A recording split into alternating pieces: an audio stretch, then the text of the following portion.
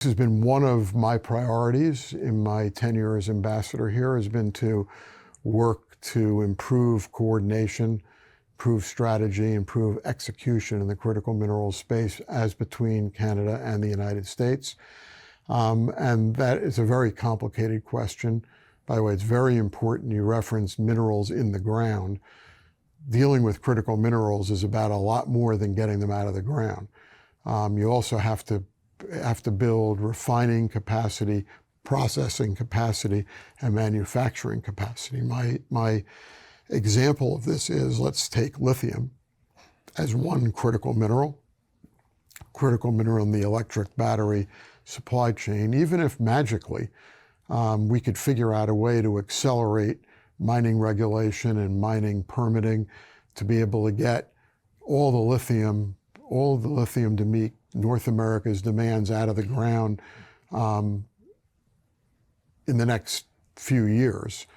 That is, if we can solve mining regulation, permitting problems, financing problems for just that.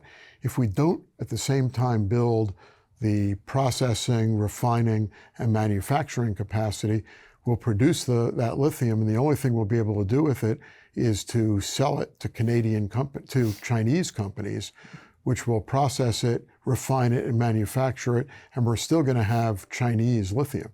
Right. We will not have solved the problem at all. So it requires dealing with the entire supply chain. And the barriers, in addition to regulatory barriers and mining regulation barriers, are financing barriers. For Canada, they're market scale barriers of just not having the scale to be able to produce the demand.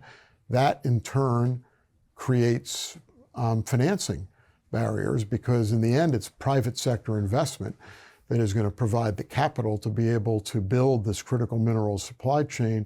And Canada just doesn't have sufficient scale to be able to attract the external third-party private sector investment that you're going to need to be able to fully exploit critical minerals and build an overall critical minerals supply chain.